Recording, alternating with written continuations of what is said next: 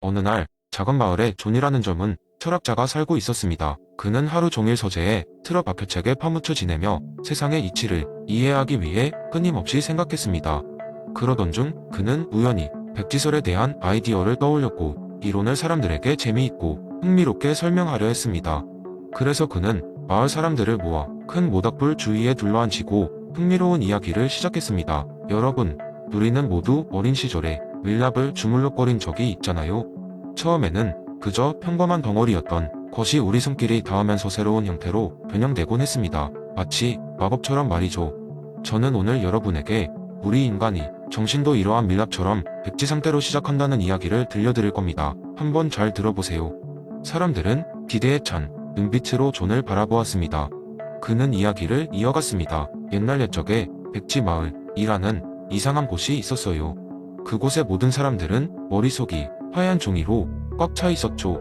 이 마을에 사는 사람들은 서로의 머릿속을 볼 수 있는 특별한 능력을 가지고 있었기 때문에 다른 사람에게 새로운 인물을 만났을 때 어땠는지, 어떤 모험을 했는지 쉽게 알 수 있었어요. 마을에서 태어난 아기들은 하얀 백지뿐이라 어떤 생각이나 경험도 없었죠. 하지만 시간이 지나고 아이들은 새로운 냄새를 맡고 목초지에서 뛸 때 발밑의 풀이 어떻게 느껴지는지 경험하면서 종이에 새로운 성과색을 그려나가기 시작했답니다. 마을 사람들 사이에서 소곤거림이 시작되었습니다. 그들은 각자 자신의 어린 시절을 떠올리며 이 이야기를 자신만의 방식으로 이해하려 했습니다. 이 마을에는 굉장히 특별한 아이가 하나 있었어요. 그의 이름은 테오였죠. 테오는 특히 세상의 모든 것을 궁금해하고 질문을 많이 했습니다. 왜 하늘은 파란 거지? 왜 바람은 불고 물은 흐르는 거야? 그의 머릿속 백지는 사람, 자연, 그리고 그 밖의 세상을 탐구하는 경험들로 가득 채워졌습니다. 존은 그 순간 멈춰 아이들처럼 호기심 가득한 눈빛에 청중을 바라보며 웃었습니다. 테오가 다 자라서 이 마을을 떠난 후 그는 머릿속의 종이 한 권의 책처럼 꽉 차게 되었답니다. 비록 어딘가 결이 틀려지고 구겨진 부분도 있던 채워진 지식과 경험들이 모여 그를 더욱 지혜로운 사람으로 만들었죠. 그는 마을로 돌아와 다른 사람들에게 자신이 배운 것들을 이야기하며 그들의 백지에도 새로운 경험들을 선물했습니다. 우리가 모두 그렇습니다. 우리는 태어날 때는 백지 상태죠. 하지만 우리의 경험이 곧 우리를 누구로 만들지 결정합니다. 중요한 건 어떻게 그 종이를 채울 것인가입니다. 여러분의 머릿속 종이에는 어떤 이야기들이 적혀 있나요? 이 이야기가 끝나자 사람들은 흩어진 후에도 한동안 생각에 잠겨 있었습니다. 그리고 각자 자신의 백지에 무엇을 더 기록할까를 고민하게 되었답니다. 존의 흥미로운 썰은 마을 사람들의 매일 삶에 작지만 의미 있는 변화를 일으켰고 사람들은 더 많은 경험을 통해 자신의 삶을 풍요롭게 만들기로 결심했습니다. 테오처럼 말이죠. 두 번째 이야기, 알렌 바디우의 사건, 이론을 중심으로 한 재미있는 이야기를 소개하겠습니다. 이 이야기는 사랑이란 주제를 통해 바디우의 철학적 관점을 탐구합니다. 한적한 시골 마을에 사는 말이라는 여성이 있었습니다. 그녀의 삶은 늘 같습니다. 아침에 일어나 농사를 짓고 저녁이면 마을 사람들이 모이는 단골 카페에서 친구들과 수다를 떨곤 했죠. 매일같이 반복되는 일상에 큰 만족은 없지만 불만도 없었습니다. 그러던 어느 날 마리에게 진정한 변화를 일으킬 사건이 찾아옵니다. 그날도 다른 날처럼 평범한 하루였습니다. 올리브 밭에서 일하다가 지친 마리는 잠시 휴식을 취하고자 근처 언덕에 올랐습니다. 싱그러운 바람을 맞으며 하늘을 바라보던 그녀의 시선에 무언가 끌렸습니다. 언덕 맞은편에 새로 온 듯한 낯선 한 남자가 눈에 들어왔습니다. 그는 화가인 듯 자연을 스케치하고 있었습니다. 마리는 그에게 다가가 인사를 건넸고 남자는 아르준이라는 이름의 인도에서 온 화가였습니다. 아르준은 세계 곳곳을 여행하며 영감을 얻고 작품을 만드는 중이라 했습니다. 그는 이 마을에 아마도 사흘만 머물겠지만 특별한 느낌이 들어 더 오래 있을지도 모른다고 덧붙였습니다. 그들의 대화는 처음엔 어색했지만 시간이 지날수록 더 깊어졌습니다. 마리는 아르준의 이야기를 들으며 처음으로 그녀의 세계가 얼마나 좁았는지 깨달았습니다. 아르준 역시 마리의 순수한 삶의 방식과 그 자신만의 독창적인 시선에 매료되었습니다. 그날 이후 마리와 아르준은 매일 만났습니다. 함께 산책을 하고 마을 곳곳을 탐험하면서 둘은 점점 더 가까워졌습니다. 마리는 아르준을 통해 예술이 세상을 어떻게 다르게 볼 수 있게 만드는지, 사랑이란 감정이 얼마나 강력하게 사람을 변화시킬 수 있는지를 경험했습니다. 이는 바디우가 말한 사건의 성질을 그대로 반영했습니다. 그러나 마리는 복잡한 감정에 휩싸였습니다. 그녀는 아르준과의 시간이 그녀의 삶의 사건이 될 것이라는 것을 느낌과 동시에 그가 언제 떠날지 모른다는 두려움이 그녀를 괴롭혔습니다. 이 두려움은 그녀에게 질문을 던졌습니다. 이 사건에 어떻게 반응해야 할까? 그녀는 이 새로운 진리를 받아들여 변화할 준비가 되었을까? 며칠 뒤 카페에서 아르준은 갑작스럽게 인도를 떠날 준비를 하고 있다고 말했습니다. 그의 계획은 새 프로젝트 마감일에 맞춰 떠나는 것이었지만 마음 한 구석에서는 계속 머물러 그녀와 함께하고 싶다는 충동이 있었습니다.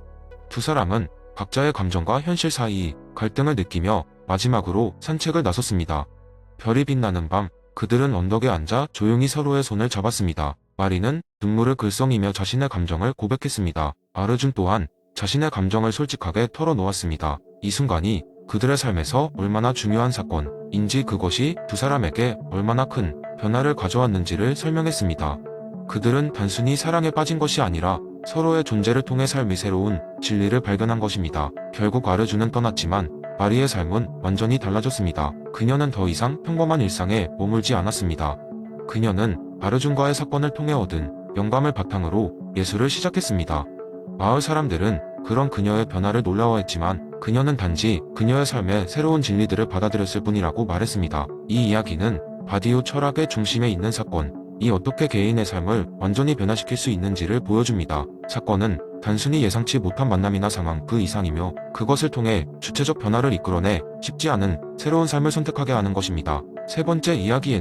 옛날에 설명에 의한 추론을 무기로 사람들 사이에서 명성을 날리던 한 철학자가 있었습니다. 그의 이름은 길버트 하먼, 그의 별명은 훈훈한 추론자였습니다. 마을 사람들은 그가 가진 독특한 재능에 매료되었고 그의 명성을 듣기 위해 먼 곳에서도 사람들이 찾아오곤 했습니다. 하루는 길버트가 사는 마을에 이상한 일이 벌어지기 시작했습니다. 매일 밤 마을에 한 집에서 이상한 소리가 들리는 것입니다. 쾅쾅거리는 발소리, 신음 소리, 때로는 박쥐가 날아다니는 듯한 날카로운 날갯짓 소리가 함께 들려오곤 했습니다. 마을 사람들은 점점 두려움에 사로잡혔고 이 기묘한 현상을 해결하기 위해 길버트를 찾아왔습니다. 길버트는 이 사건을 추론이 절호의 기회로 삼았습니다. 그는 마을 사람들이 모인 회관에 모이게 하고는 그들에게 말했습니다. 여러분, 우리는 이 문제를 해결하기 위해 우리의 지능과 관찰력을 발휘해야 합니다. 지금부터 이 소리의 원인에 대한 가능한 모든 설명을 제안해보세요. 마을 사람들은 여러 가지 의견을 내놓았습니다. 어떤 이는 유령이 씌인 집이라고 주장했고, 또 다른 이는 그 집이 내려앉고 있다고 했습니다. 또 한 명은 밤마다 몰래 연주회를 여는 미스터리한 음악가의 소행이라고도 했습니다. 길버트는 잠시 생각에 잠기더니 말했다. 줍니다. 이제 우리는 증거를 모으고 어떤 설명이 가장 합리적인지 결정해 보겠습니다. 우선 길버트는 밤마다 소리가 나는 시간에 맞춰 그 집 주변을 조사하기 시작했습니다. 증거를 찾기 위하여 그는 집 근처에 남은 발자국, 지붕에 떨어진 긴 치마의 조각, 창문 틈새로 보이는 깃털 등을 주의 깊게 관찰했습니다. 며칠 후 길버트는 사람들을 다시 불러 모았습니다. 제가 관찰한 증거들을 가지고 여러분의 설명을 검토해 보았습니다. 이 증거에 가장 잘 맞는 설명은 미스터리한 음악가라는 의견입니다. 사람들은 깜짝 놀랐습니다. 어떻게 그런 결론을 내릴 수 있죠? 유령이 더 가능성이 있어 보이는데요. 사람들이 물었습니다. 길버트는 설명했습니다. 지붕 위에서 발견된 치마의 조각은 그 집에 몰래 들어가다 실수로 찢어진 것일 수 있습니다. 또한 집 근처에 발견된 발자국은 누군가가 밤에 그 집을 드나들었다는 증거입니다. 박쥐의 깃털은 음악가가 무대, 장식으로 사용한 고풍스런 악기 나이상에서 떨어졌을 가능성이 있습니다. 무엇보다 중요한 점은 소리 자체가 악기의 음색과 닮았다는 것입니다. 결국 음악가의 정체는 평소 마을 사람들 앞에 모습을 드러내지 않던 한 여인이었습니다. 그녀는 오래전 잃어버린 남편을 추억하며 매일 밤 비밀스럽게 음악을 연주해왔던 것입니다. 사람들은 길버트의 탁월한 추론에 감탄하며 그 여인을 이해하고 존중하기로 했습니다. 이렇게 길버트 하먼은 설명에 의한 추론으로 또 한 번 사람들에게 메시지를 전달했고 그의 명성은 더욱 높아졌습니다. 사람들은 이제 그를 단지 철학자가 아니라 공포와 미스터리를 풀어내는 인생의 안내자로 존중하기 시작했습니다. 그 마을은 더 이상 미스터리에 휩싸이지 않게 되었고 모든 일상에서 추론의 힘을 사용하게 되었습니다. 그래서 오늘날까지도 길버트 하먼이 이야기는 사람들에게 최고의 설명이 가장 설득력 있다는 교훈을 남겼습니다. 네 번째 이야기. 한마을의 철학에 관심이 많은 젊은 이야기꾼이 살고 있었습니다. 그는 늘 사람들에게 깊이 있는 이야기로 감동을 주고 싶어 했고, 그날도 그의 머릿속은 새로운 아이디어로 가득 차 있었습니다. 그는 친구들과 마을 사람들에게 흥미로운 이야기를 들려주기로 결심했는데, 그 주제는 최근 공부한 맥스 실러의 감정의 계층 이론이었습니다. 그는 이야기를 이렇게 시작했습니다. 여러분, 우리 인간의 감정을 마치 층층이 쌓인 피라미드처럼 상상해 봅시다. 그리고 그 피라미드는 우리가 다른 사람들과 어떻게 연결되고 우리 자신을 어떻게 이해하는지를 보여주는 지도입니다. 그는 가장 먼저 가장 낮은 층인 감각적 정서에 대해 이야기했습니다. 주말에 여러분이 시장에서 맛있는 음식을 사 먹었을 때 느낀 행복한 기분, 혹은 바늘에 손가락을 찔렸을 때 느끼는 통증, 이 모든 것이 감각적 정서입니다. 우리의 신체는 이러한 단순한 즐거움과 고통을 통해 세상을 맛보고 배우게 됩니다. 이어서 생명적 정서에 대해 설명했습니다. 여러분이 어두운 골목길에서 느끼는 두려움이나 오랜 시간 굶주린 후 식사를 하고 싶어지는 식욕은 바로 생명적 정서의 영역이지요. 이러한 감정들은 우리에게 경고를 주고 생명을 유지하게 해줍니다. 눈앞에 다가오는 위협을 알리고 생존을 위한 욕구를 일깨워주는 우리의 본능적 감정들입니다. 이야기꾼은 청중들에게 몰입감을 주며 목소리를 조금 낮추고 더 깊은 감정의 차원으로 이동했습니다. 영적 정서는 어떨까요? 그것은 우리가 서로 올바르게 행동하도록 하고 옳고 그름을 판단하게 해줍니다. 예를 들어 어린 시절 친구가 곤란한 상황에 처해 있을 때 도와주고자 했던 마음은 여러분 안에 있는 정의감, 즉 영적 정서가 작용했기 때문입니다. 이 감정 덕분에 우리는 우리가 속한 사회의 규범과 윤리를 배우고 우리의 행동이 왜 중요한지를 깨닫게 됩니다. 마지막으로 정상적인 사랑과 신의 은혜에 대해 말했습니다. 이 층은 가장 높은 차원의 감정입니다. 우리가 조건 없이 사랑할 수 있고 자연이나 사람 혹은 신에 대해 느끼는 경외나 감사함, 그것이 바로 이 영역에 속합니다.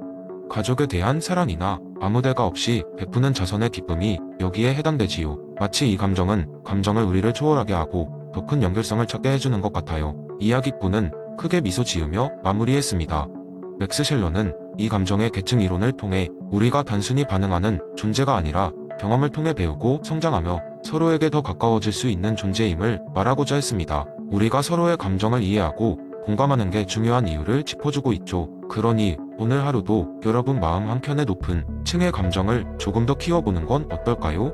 청중들은 큰 감명을 받았고 이야기 속에서 자신의 감정을 다시 돌아보며 이야기꾼을 향해 큰 박수를 보냈습니다. 이렇게 이야기를 통해 그들은 단순한 감정을 넘어선 깊이 있는 연결을 경험하게 되었습니다.